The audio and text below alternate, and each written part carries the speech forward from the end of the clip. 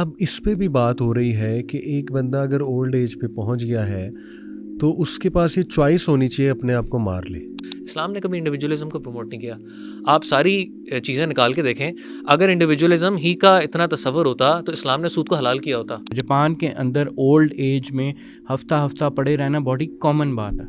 ये बाकायदा पूरी एक मेंटालिटी, एक स्कूल ऑफ थॉट है, ठीक है। और इसको एक्सेप्ट करते हुए ऐसे कमेंट्स मैंने देखे, अगर वो अकेली रह रही थी इसमें क्या इतनी कोई बड़ी बात है, कई बच्चे चले जाते हैं बाहर सेटल हो जाते हैं जाके, तो ठीक है, चिल्ड्रन का राइट है बाहर जाके सेटल हो जाएं, अपनी लाइफ बनाएं। जो स्टूडेंट्स हैं जो कि ख़ास तौर पे इंडिविजुअलिज्म के कायल हैं, उनके अंदर 29% सुसाइडल आइडिएशन और अटेम्प्टेड 7% सुसाइड्स की भी उनकी बेसिकली अटेम्प्ट्स हैं। Chronic loneliness is as deadly as smoking 15 cigarettes a day, and it is linked to heart disease, stroke, depression and suicide, and Alzheimer's disease.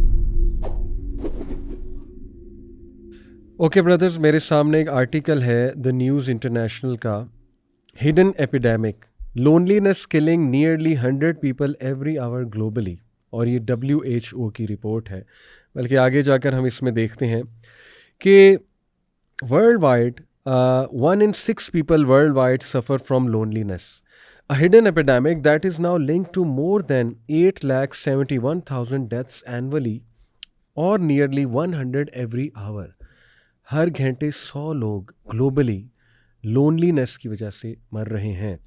और बहुत सैड वाक़े देखने में आए, 2 वाक़यात पाकिस्तान में भी, एक वो जो एक्ट्रेस हैं सीनियर आयशा गालिबन उनका नाम है, और एक रिसेंटली बहुत sad incident, I think Humaira नाम है एक्ट्रेस का, उनकी डेड बॉडी मिली और सुनने में आया बहुत अरसा पुरानी उनकी dead body, around 9 months। So what do you have to say to this Hamas भाई? बिस्मिल्लाहिर्रहमानिर्रहीम। अली भाई, पहले ये मैं इस आइडिया के ऊपर, फिनोमिना के ऊपर जो आपने रिसर्च स्टडी मेंशन किया ना, इसके ऊपर ज़रा मैं फिनोमिना की जो बैकग्राउंड है उसको मैं समझता हूँ कि ज़्यादा ज़रूरी है बताना। देखिए, हमारे हालात हाज़रा क्या हैं? हालात हाज़रा ये हैं कि हम एक ग्लोबलाइज्ड कल्चर के अंदर रह रहे हैं, जिसमें ग्लोबलाइजेशन काफ़ी क्या कहते हैं, वो सारे आइडियाज़ उसके फैल रहे हैं। और जो मेन आइडिया जो फैल रहा है ना ग्लोबलाइज्ड कल्चर के अंदर, वो है जिसका सबसे ज़्यादा मीडिया स्ट्रॉन्ग है। और मीडिया स्ट्रॉन्ग उस कल्चर का है जहाँ पर इंडिविजुअलिज़म यानी अकेलेपन को ज़्यादा जो है वो तक़वियत मिलती है। उस आइडिया का, अकेले रहना, इंडिविजुअल रहना, फ्री रहना, इस वाले आइडिया को ज़्यादा तक़वियत मिलती है। अब ये वाला आइडिया हमारे मीडिया के थ्रू, ग्लोबलाइजेशन के थ्रू जो है ना, वो हर जगह फैल रहा है, ठीक है। और जो हमारे जो कलेक्टिविस्ट कल्चर्स हैं, कलेक्टिविस्ट कल्चर्स, इन ज़्यादातर एशियन कल्चर, जैसे एशियन कल्चर्स हैं, इसकी बहुत ज़्यादा आप कह लें कि नेगेटिव निगाह से इसे देखा जाता है। ना सिर्फ वो, आप अगर अपने मीडिया और उसमें भी देखते रहें, हमारे भी बचपन में जो इंडियन ड्रामे थे और उसके अंदर वो सारी क्या डायनामिक्स दिखा रहे हैं कि ये जो जॉइंट हाउस होल्ड हैं इसमें क्या क्या मसले मसाइल हैं, और मतलब उन चीज़ों को हाईलाइट करते करते टू द पॉइंट कि ना प्रोग्रेस के लिए हर्डल है, बिल्कुल बहुत बड़ा, ये प्रोग्रेस के लिए हर्डल है, ठीक है। लोगों की इंडिविजुअल फ्रीडम नहीं है, हर एक जो है वो, और इन डायनामिक्स को देखने को हमने एंटरटेनमेंट बनाया हुआ है, ठीक है। और उसमें कोई खुशी नहीं, हर कोई बंदा किसी न किसी वजह से परेशान है, किसी के लिए जी रहा है जी। तो वो उनकी वो सॉलिडिफिकेशन होती है कि वो जो idea of romance between 2 individual people जो कि अकेले हैं, किसी से कनेक्टेड नहीं है, उनकी कोई फैमिली नहीं है। क्योंकि आप कह लें कि 75% मूवी क्या दिखा रही है कि वो 2 अकेले फिर रहे हैं और उनके साथ कोई दूसरा कनेक्टेड ही नहीं है।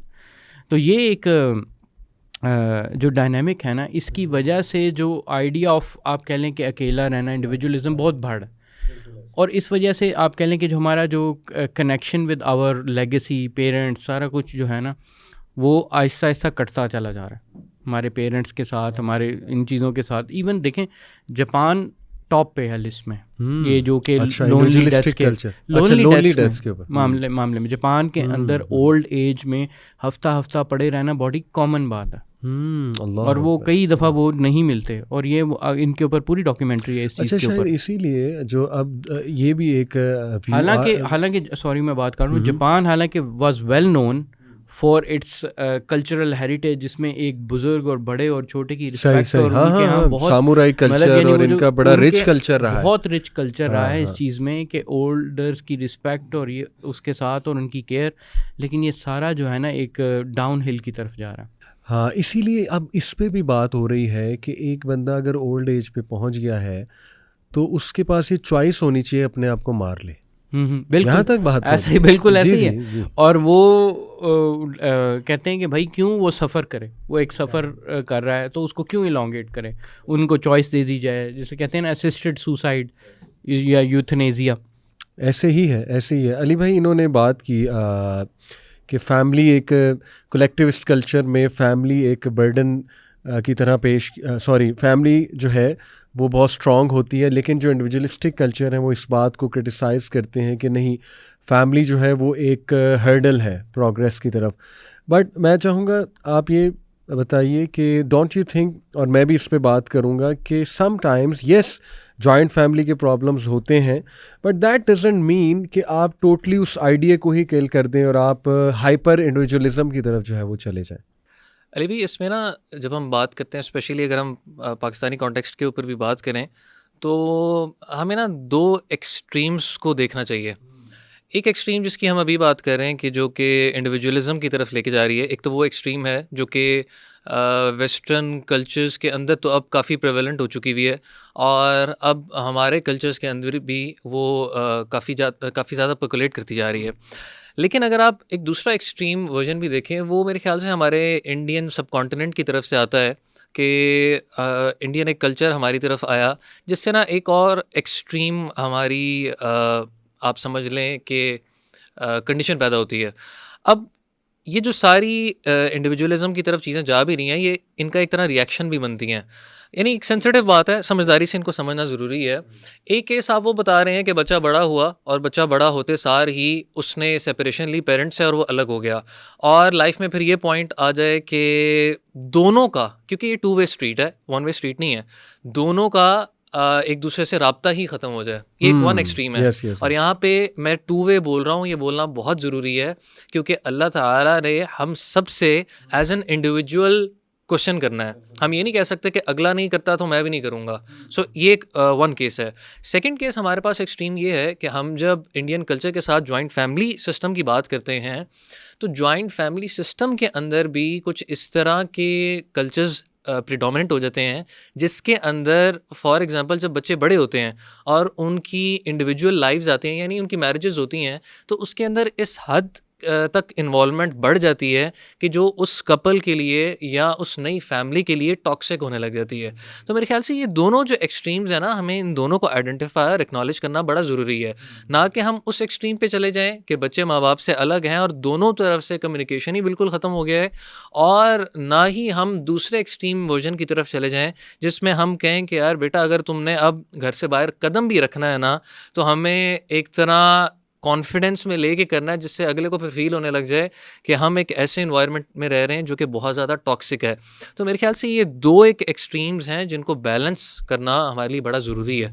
बिल्कुल अली भाई, आपने बड़ी ज़बरदस्त बात की। इसमें मैं यही ऐड करना चाहूँगा कि हम इसके साथ ना दरअसल डायनामिक्स एक और एडिशन ये होता है कि आपको जब चॉइसेस की बारी आती है ना, कि बंदा सोचता है कि अच्छा मैं अगर एक टॉक्सिक कल्चर में रह रहा हूँ, एक टॉक्सिक इन्वायरमेंट में रह रहा हूँ, तो मेरे पास दूसरी चॉइस क्या है।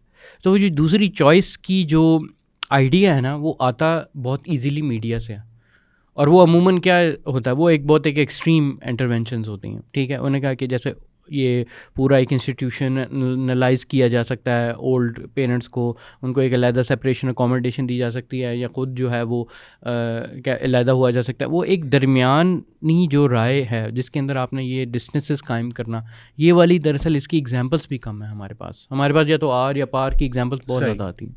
अच्छा, इसमें दो मैंने देखे हैं किस्म के लोग, जितने मैंने कमेंट्स भी पढ़े, या मैं चाहूँगा आप भी कुछ कमेंट्स बताएं इन पोस्ट के नीचे।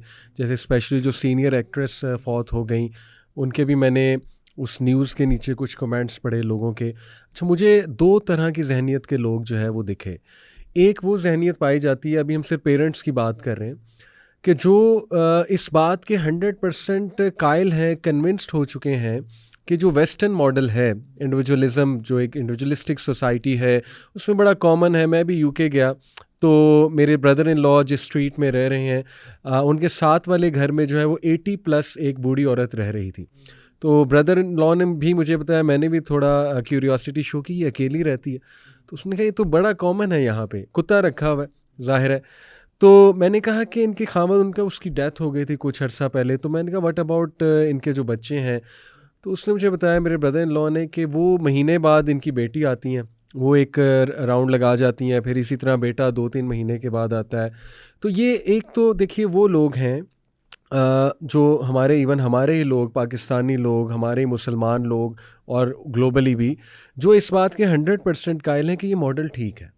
भाई देखो पेरेंट्स ओल्ड हो गए हैं, let them take care of themselves, कुत्ता रख लें, ठीक है ना, मेड रख लें, कोई ओल्ड एज होम में चले जाएं, वहाँ बल्कि ज़्यादा दिल बहल जाएगा, सेम एज ग्रुप के लोग होंगे, और अगर हमें बहुत ज़्यादा उनके साथ रहना है तो हमारा बड़ा टाइम ज़ाया होगा। ये बाकायदा पूरी एक मेंटालिटी, एक स्कूल ऑफ थॉट है, ठीक है।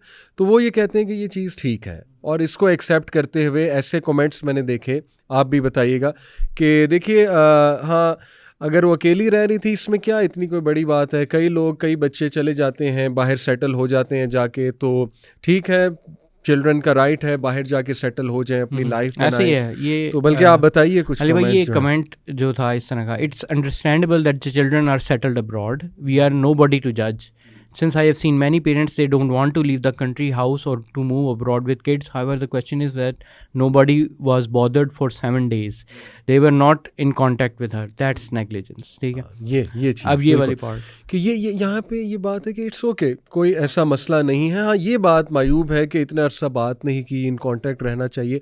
अच्छा, इसी तरह ये इफ़त उमर एक एक्ट्रेस हैं पुरानी, तो पता नहीं उन्होंने ये कहा है कि नहीं कहा है, लेकिन मेरे सामने ये बात है, अगर तो कहा है, उन्होंने कहा कि औलाद की ज़िम्मेदारी नहीं है बुढ़ापे में आपका सहारा बनने की। तो ये मैं समझता हूँ कि एक एक्सट्रीम है। बिल्कुल. अच्छा, दूसरा एक क्लास हमें देखने को नज़र आई, वो ये है कि जिनको रिग्रेट है। मैंने अक्सर ज़िक्र किया अपने पॉडकास्ट में, टॉक्स में, कि वन ऑफ द क्वेश्चन जो मुझे वहाँ पूछा गया जब मैं यूके के टूर पे था, तो one of the common question जो बहुत ज़्यादा लोगों ने पूछा वो ये रिग्रेट था कि हम यहाँ पे आए हुए हैं, अकेले बेटे हैं, अम्मी अबू अकेले होते हैं पीछे से, तो हमें रिग्रेट तो होता है। ऑल्दो हम पैसे भी भेजते हैं अच्छे, कॉल पे बात भी होती है, सब कुछ होता है, लेकिन दिल में ना वो एक भार, वो बर्डन, वो रिग्रेट, वो हदीस नबी सल्लल्लाहु अलैहि वसल्लम की कि वो टू द पर्सन जिसने अपने पेरेंट्स को बुढ़ापे में पाया और ख़िदमत करके जन्नत नहीं कमाई। तो ये चीज़ उनका एक सवाल था। इसी तरह कुछ के रिग्रेट्स थे कि मेरे वालिद फौत हो गए, ऑल्दो मैंने अच्छा उनके साथ सलूक किया, पैसे भी भेजे, लेकिन वो रिग्रेट है कि मैंने उनके साथ बुढ़ापे में टाइम स्पेंड नहीं किया, या मैं लेट पहुंचा जनाजे पे, ठीक है ना। तो एक ये टाइप जो है क्लास है जो कहते हैं कि यार ये बात गलत है, लेकिन हमारी कुछ मजबूरियां हैं। तो अली भाई, ये जो सेकंड टाइप है, पहली तो चलें वो, उसको तो हम बाद में डिस्कस करते हैं, लेकिन सेकंड टाइप है, what do you have to say to them जिनके रिग्रेट्स होते हैं? अली भाई, इसमें अगर किसी बंदे का एक रिग्रेट है, पहले तो उसको फिर अपने उन डिसीजंस को रिकंसिडर ज़रूर करना चाहिए कि अगर एक चीज़ आपको ज़िंदगी के अंदर ही रिग्रेट दे रही है तो अपने डिसीजंस को आप एक बार रिकंसिडर ज़रूर करें, क्योंकि रिग्रेट का एक फॉर श्योर मतलब है कि आपके दिल के अंदर एक बेचैनी क्रिएट होगी, और वो बेचैनी आपको कहीं ना कहीं सुकून नहीं हासिल करने देगी। हदीस में ना जो चीज़ दिल में हाँ जी, खटकने मा लगे, हा कफ़ी सदरिका व करे जो चीज़ आपके दिल के अंदर खटके, अल्लाह के रसूल सल्लल्लाहु अलैहि वसल्लम ने फरमाया कि यानी बुराई की एक निशानी इंसान को ये है कि जो इंसान के दिल में चीज़ खटके। अगर हम पेरेंट्स की वैसे ही बात करते हैं तो अल्लाह ताला अगर एक ही आयत के अंदर उनके कुछ हकूक़, दो आयत में अल्लाह ताला जो सूरह रात के अंदर, सूरह बनी इसराइल के अंदर अल्लाह ताला बयान फरमाते हैं, अल्लाह ताला ने वालिदैन के साथ नंबर 1 लेवल पे जो बिहेवियर हमें जिसका हुक्म दिया, अल्लाह ताला फरमाते हैं कि वह बिल वालिदैनी इहसाना। आप किसी भी इंसान के साथ 3 लेवल्स पे बिहेव कर सकते हैं। नंबर 1, या तो आप उसके साथ जुल्म करें, नंबर 2, या तो आप उसके साथ अदल कर दें, नंबर 3, या तो आप उसके साथ एहसान करें। एहसान का क्या मतलब है? You go out of the वे, यानी फॉर एग्जांपल एक बंदे ने किसी को हिट किया, वो उसके बदले में उसको हिट करता है तो ये अदल है, और अगर कि कोई इसको हिट करता है उसको माफ़ कर देता है, वो इसके साथ एहसान कर रहा है। तो अल्लाह ताला ने पेरेंट्स के लिए कुरान में जब भी इस तरह की टर्म्स इस्तेमाल किए, अल्लाह ताला ने एहसान ही का लफ्ज़ इस्तेमाल किया, एक्स्ट्रा जाओ उनके लिए, यानी you have to go out of the way. आप पेरेंट्स को एज अ कम्पेटिटर नहीं देख सकते। सो आपने पेरेंट्स के साथ वबिल वालिदैनी एहसाना, आपने out of the box, out of the वे आपने जाना है उनके साथ, नंबर 1। नंबर 2, फिर अगर आप पेरेंट्स के हकूक़ की बात करते हैं तो अल्लाह ताला ने अगली बात कही कि वला तकुल्लहुमा उफ़, और उनसे उफ़ तक ना कहो। उफ़ हम तो एक ज़बान के अंदर एक लफ्ज़ अदा कर देते हैं ना, अल्लाह ताला ये जो उफ़ का यहाँ पे लफ्ज़ इस्तेमाल कर रहे हैं, आप अगर तफसीर खोलते हैं तो उलमा कहते हैं it is the slightest basically way of showing annoyance. अगर मेरे एक्सप्रेशन से भी एक अनॉयंस उनको फील हो रही है ना, ये एक तरह मैं उफ कर रहा हूँ उनके सामने, इतनी केयर करने को कहा। यानी इसके ये बेंचमार्क है। जी, ये बेंचमार्क 2 आयतों के अंदर है सिर्फ। तीसरा अल्लाह ताला फरमाते हैं वला तकुल लहुमा उफ़्फ़िन वला तनहरहुमा, इनको झिड़को मत। डांटो मत। अल्लाह अकबर। और झिड़कने ना करने के बाद, क्योंकि ओल्ड एज में आप देखें क्या होता है कि आप जब जवान हैं और यानी आप जब छोटे थे और वो पेरेंट्स थे, तो आप उनको एक बात वो आप उनसे एक दफ़ा बात पूछते हैं ना, और 10 दफ़ा पूछते हैं, पेरेंट्स प्यार प्यार से बताएंगे, प्यार प्यार से बताएंगे।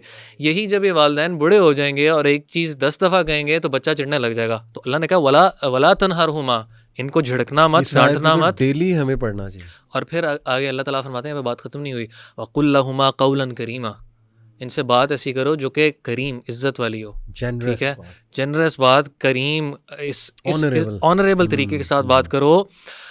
और यहाँ पे भी फिर बात नहीं ख़त्म हुई, यानी यहाँ तक भी हक़ नहीं अदा किए। वक़ुर रब्बिरहमुहुमा कमा रब्बयानी सगीरा, अल्लाह ने फिर हुक्म दे दिया, अब इनके लिए अब दुआ भी करनी है। तो अगर आप पेरेंट्स के राइट्स निकालने लग जाएं तो सुभान अल्लाह, कोई बात ख़त्म ही नहीं होती। तो फिर आपने वो हदीस का भी जिक्र किया कि उस बंदे के लिए एक तरह की बदबख्ती है जिसको माँ बाप या कोई बुढ़ापे में कोई एक भी मिला और उसकी खिदमत करके वो जन्नत हासिल ना कर सका, तो ऐसे बंदे के लिए तो बहुत बड़ी यानी एक लॉस है।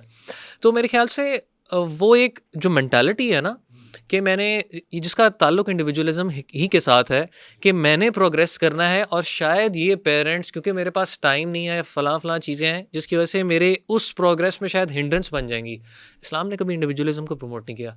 आप सारी चीज़ें निकाल के देखें, अगर इंडिविजुअलिज़म ही का इतना तसव्वुर होता तो इस्लाम ने सूद को हलाल किया होता। सूद में एक इंडिविजुअल को क्या है, इंडिविजुअल को फ़ायदा ही हो रहा है ना, वो अमीर से अमीर होता जा रहा है। लेकिन अगर आप कम्युनल लेवल पे देखेंगे तो पूरी सोसाइटी को नुकसान पहुंच रहा है। बिल्कुल। यही अगर आपने चीज़ें देखनी है तो एक बड़ी मशहूर हदीस है, एक अल्लाह के रसूल सल्लल्लाहु अलैहि वसल्लम के पास एक गेस्ट आते हैं, आप सल्लल्लाहु अलैहि वसल्लम के पास कुछ ऑफ़र करने के लिए नहीं होता, तो आप सल्लल्लाहु अलैहि वसल्लम फरमाते हैं, कोई है जो इसको रात को यानी कुछ खाना शाना खिला दे, होस्ट कर ले। अंसारी साहब ही थे, उनके पास ऐसा कुछ नहीं था, उन्होंने कहा मैं करूँगा होस्ट। हदीस बड़ी मशहूर, आपने सुनी होगी। तो वो घर पे लेके जाते हैं और बेगम को कहते हैं, यानी खाना इतना ही था जो शायद एक आधा बंदा खा ले। बेगम को कहा कि जी खाना जब बनाओगी पेश करोगी ना, तो बहाने से अपनी जो बेसिकली लालटेन है एक तरह, आप समझ लाइट का सोर्स, उसको बंद कर देना ताकि उसको पता ना लगे। वो बंद हो गई, मेहमान ने खा लिया। तो जब सुबह हुई तो अल्लाह के रसूल सल्लल्लाहु अलैहि वसल्लम ने फरमाया कि जो तुमने अमल किया था अल्लाह ताला उस पर मुस्कुराए। सो यानी उन्होंने प्रेफर किया, और अल्लाह ताला ने अंसार की इसी क्वालिटी को कुरान के अंदर जिक्र किया कि वयुसिरून अला अनफुसिहिम वलौ काना बिहिम खसासा। इनकी क्वालिटी जो अल्लाह को पसंद आई वो क्या थी, इन्होंने तरजीह दी मुहाजिरीन को अपने ऊपर, इस हाल में भी कि you know they didn't have much for themselves. अल्लाह अकबर। अच्छा, मेरे पास एक भाई साहब अभी आए कुछ अर्सा पहले, तो वो हिजरत करना चाह रहे थे और इसी कशमकश का शिकार थे जो आपने बयान की। मैंने भी बताया कि मेरे पेरेंट्स अकेले हैं, अकेले बेटे हैं, ऑल्दो बहनें होती हैं पेरेंट्स के पास, लेकिन ज़ाहिर है कि उनको ये रिग्रेट है। अच्छा, उन्होंने मुझे कहा कि अली भाई मैंने प्लान बना लिया है, सब कुछ कर लिया है, आप दुआ करें मेरे लिए। लेकिन फिर उन्होंने एक बात की, कहते लेकिन ना मुझे थोड़ा सा डर लगता है। अच्छा, उनका डर था उनकी बेगम, तो कहते कि वो नहीं मान रही, ठीक है ना, तो आप उनके लिए दुआ करें, अल्लाह ताला उनका दिल नरम करे, क्योंकि हम बहुत वेल सेटल्ड हैं। सुभान अल्लाह। क्या मैं इनका क्या हो गया बहनों को, मतलब डोंट दे थिंक कि उन्होंने बुढ़ापे पे जाना है, डोंट दे थिंक कि कल को उनके बच्चों ने बड़ा होना है और शादियां होंगी, तो मकाफात अमल सीधी सी बात अपने है। आपको उस शूज़ में आके ना हमेशा देखना चाहिए। बात यानी आप जब अपने आप को उनके शूज़ के अंदर लेके आएंगे ना, तब इंसान को एहसास होगा कि अच्छा यार, कल को मेरे साथ भी, मैंने भी इस चीज़ के ऊपर पहुंचना है, तो मैं अपने लिए क्या पसंद करूँगा। एग्जैक्टली। हाउएवर मैं एज अ विलन पोर्ट्रे, अल्लाह माफ़ करे, नहीं करना चाहता बहनों को। हो सकता है कोई बैक ऑफ द माइंड कोई चीज़ें जनरली, यानी एक जनरल बात कर रहा हूँ कि थोड़ा दिल नरम करें प्लीज़। इसके लिए हमारे से जो पहला हमने किया था उस पर भी आप, मैं चाहूँगा, रोशनी डालें जो कायल हो चुके हैं इस चीज़ के, और anything else you want to share. अच्छा, इवन तो ये कन्विंस्ड हैं, ठीक है, ये भी उसी कैंप में आते हैं थोड़ा बहुत है, जो कि फर्स्ट वाला कैंप है, जो कि गिल्ट फील करते हैं। और मैं आपको बताता हूँ कि एक बंदा इवन तो कन्विंस्ड है कि ये बहुत अच्छा पैराडाइम है, ये है उनके लिए, वो है, लेकिन इसके अंदर जो है ना, आप देखेंगे अगर आप गौर करें, जो ओल्ड एज होम्स हैं कईयों के, उनके हालात जो है वो उस तरह के नहीं है जिस तरह के हम एक्सपेक्ट करते हैं। यानी कुछ होंगे जो बहुत अच्छे हैं, वो सारा कुछ है, उसके अंदर काफ़ी अच्छी फैसिलिटीज़ हैं वगैरह वगैरह, और कुछ में भी शायद वो खुद भी प्रेफर करते हो। लेकिन अगर आप देखें जो वन थिंग जो सबसे ज़्यादा वो मिस करते हैं ना, वो कंपेनियनशिप मिस करते हैं। ठीक है, इंसान है ही क्या, एक कोलेक्टिविस्ट क्रिएचर है। ठीक है, और वो सोशल इंट्रैक्शन सबसे ज़्यादा आपको पता है कब कब इंसान को चाहिए होती है। एक, जब वो बच्चा होता है, जब वो छोटा होता है तो मतलब यानी माँ या बाप या हर वक्त कोई ना कोई उसके पास हो, वरना वो डर जाएगा। और हम भी ख्याल रखते हैं, ये करते हैं वो करते हैं कि बच्चे के बाद। और जब बंदा बुजुर्गी में चला जाता है ना, तो वो एकदम से एक किस्म का उसी तरह की एक स्टेज पे आता है जिसमें सोशल इंटरेक्शन उसके लिए सबसे वैल्यूबल चीज़ होती है। और वो जो है आप देखेंगे कि पेरेंट्स का इस तरह का बिहेवियर होता है कि पैसा उन्हें मैटर नहीं कर रहा होता, उनको कंपनी मैटर कर रही होती है, और उस वक्त वो लगाने के लिए भी तैयार होते हैं। एक बात भी ऐड कर दूं कि हम अक्सर ये सोचते हैं, हम सब ही टू बी ऑनेस्ट, और हमारे सोसाइटी के लोग जो पढ़ लिख गए हैं और बड़ा प्रोग्रेस करना चाहते हैं कि यार ठीक है पेरेंट्स के साथ रहो लेकिन मेड्स रख दो, नौकर रख दो, हाँ कोई हर्ज नहीं है, ऑब्वियसली हेल्पर चाहिए होता है। लेकिन टू बी ऑनेस्ट उनको ये सोचना चाहिए कि देखें पेरेंट्स को मेड और हेल्पर्स की ज़रूरत नहीं है ओल्ड एज में। मतलब क्या वो बैठ के मेड के साथ ही बातें करते रहें, क्या वो बैठ के हेल्पर के साथ या ड्राइवर के साथ बातें करते रहें? आप ये चाहते हैं, देखिए हेल्प करें, हेल्पर रखते हैं, लेकिन बात वो आपसे करना चाहते हैं। बिल्कुल ऐसे ही है, genuinely they want to spend time. आप यही चीज़ बच्चे के ऊपर भी लगाएं।